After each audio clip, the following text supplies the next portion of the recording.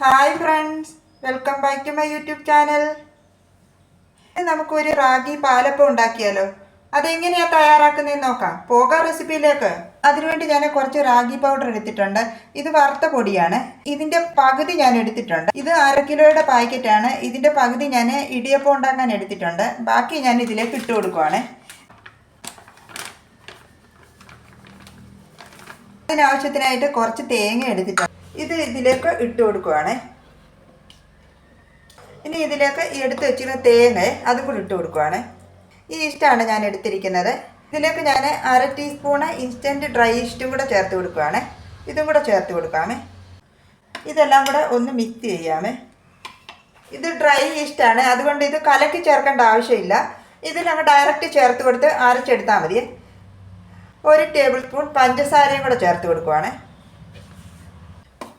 ഇനി ഇതെല്ലാം കൂടെ നന്നായിട്ടൊന്ന് മിക്സ് ചെയ്യാമേ.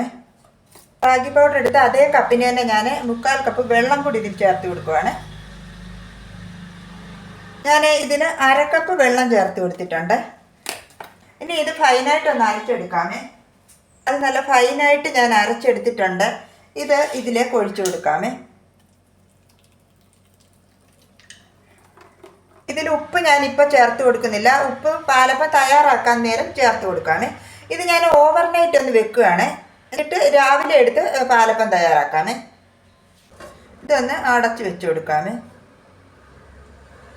ഇതെല്ലാം നന്നായിട്ട് പൊങ്ങി വന്നിട്ടുണ്ട്. ഇനി ഇതിലേക്ക് ആവശ്യത്തിനുള്ള ഉപ്പ് ചേർത്ത് കൊടുക്കാമേ. ഇതിലേക്ക് ആവശ്യത്തിനുള്ള ഉപ്പ് ചേർത്ത് കൊടുക്കാമേ.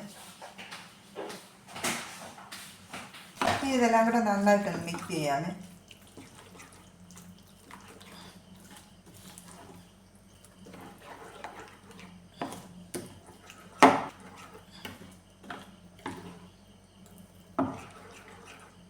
ഇതിലേക്ക് ഇത് കോരി ഒഴിച്ചു കൊടുക്കാമേ. ഇനി ഇതുകൊണ്ട് ഇതൊന്ന് ചുറ്റിച്ചെടുക്കാം. ഇങ്ങനെ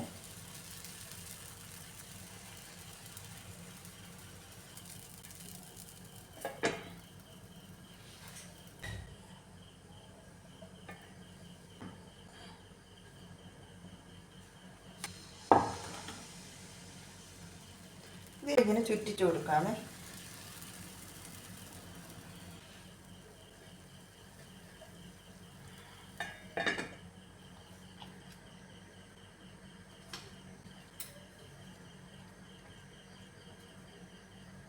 ഇതെടുത്ത് മാറ്റാമേ.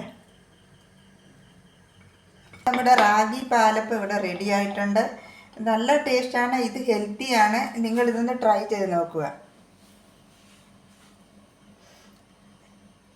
ഇത് നല്ല സോഫ്റ്റാണിത്.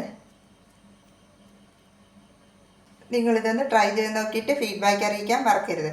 എൻ്റെ വീഡിയോ ഇഷ്ടമായാൽ പ്ലീസ് സബ്സ്ക്രൈബ് മൈ ചാനൽ.